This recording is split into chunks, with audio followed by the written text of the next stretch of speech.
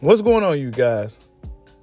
So in less than 2 weeks, we got a fight coming up March 25th between David Benavidez and Caleb Sweet Hands Plant. Hit that like button for your boy. Give me that HBO special. That's the Help a Brother Out special. We on the road to 100,000 subscribers. But the fight between Benavidez and Plant is going to be a really, really good one.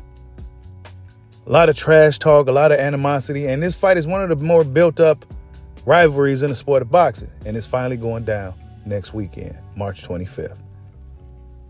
But Jermell Charlo has some interesting things to say about the matchup between Benavidez and Plant. And of course, Jermell's brother, Jamal, has somewhat of a rivalry with these two guys, more so with David Benavidez. Of course, they had an altercation at a fight outside the ring, you know, a few back and forth words over the period of time, and it just seems like Jermell Charlo isn't necessarily ready to come back to boxing, right? But Jermell Charlo has some things to say about the matchup, and he said this. Y'all already know, look, I'm rocking with Plant. Plant got the boxing skills. Benavidez just in one dimension. He's going to come forward. He's going to put a lot of pressure. But y'all know when, hey, styles make fights, and so this is going to be a good one. But y'all know I'm rocking with Plant. Now, to see what Jermell had to say, one would expect him to say this, right? Just because of the little beef or rivalry that the Charlos and the Benavidez's have. But is David Benavidez one-dimensional? Jermell Charlo seemed to be on his analyst type of time right now, and that's a good question, right? Is Benavidez one-dimensional? Is he too one-dimensional for Caleb Plant? I don't know, right? Because when we look at David Benavidez, there's only really one way that he fights. Now, a guy like Caleb Plant, there's a variety of different ways, a variety of different things that he can do in a fight. He can box. He's showing new power under Stephen Breadman Edwards. I mean, Caleb Plant, for me, always had solid power. It wasn't a situation where he was necessarily feather-fisted. But Caleb Plant, he's always in shape. He's a very disciplined guy. And he's a very focused fighter, right? Except for that 9th round against Canelo Alvarez, where he seemed to have lost focus. But David Benavidez, is he too one-dimensional for Caleb Plant? One may also say, right, I've been seeing guys saying that David Benavidez looks pretty weight drained already. He's already on weight and is 11 days out before the fight. I'm not going to lie, my resume right now isn't too strong, but it's not my fault, bro. I've been wanting to fight all these guys. 175 is definitely, we're coming to 175.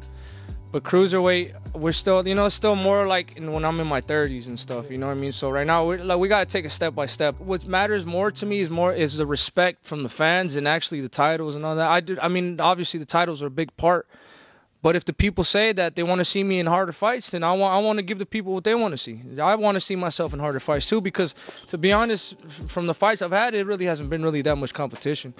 Right? He may be training, sparring every day for 12 rounds. Will we get an overtrained David Benavidez going into this fight? Sometimes they say more isn't always best, right? So looking at David Benavidez and the style that he brings and the fact that he has been at 168 for quite a while, and one may say he's a bona fide light heavyweight squeezing down to 168. How will he perform in this fight if he's not 100%? How would he perform in this fight if he has trouble making weight, if he's dehydrated, right? Caleb Plant has all the tools and the style to beat David Benavidez. I've been also noticing a lot of fans, Mexican fans, rooting for Caleb Plant. I mean, I'm not quite sure what's going on, right? But what I do know is that Caleb Plant is a very disciplined fighter. He's always in shape, and he's always ready to go. This is going to be a great fight, you guys. But David Benavidez also mentioned that he has 4 fights that he's looking for at 168 pounds before he moves up. So that gives him about 2 years at that weight. Will he have 2 years to sit at 168? For so long, to me, people would ask you, you're going to move up to 168. It seems like 168 is your division then. Yeah. If you're talking about Morrell, you're talking about Charlo, Andre, all those type of guys, it seems like you're going to be here for a bit. Like I said, I think I have 4 more fights left in this division. And that's perfect. It's Caleb Plant, Canelo, Morrell, and Andre. Yeah. Because to be honest, I don't think Charlo's gonna come up to 168. I'm not gonna say nothing bad about him. You know, whatever happened. But I don't know. I would love to fight him. Yeah.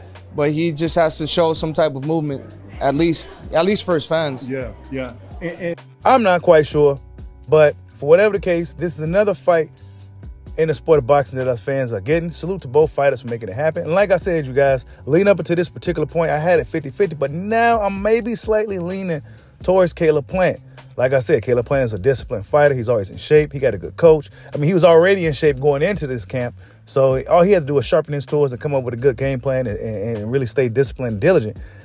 David Benavidez, we're going to see, right? You know, they've been doing movies. You know, he's been probably helping his brother out with the Creed movie and things of that nature. So I'm not sure, right? But David Benavidez, this is the fight. This is the fight that they've been talking about.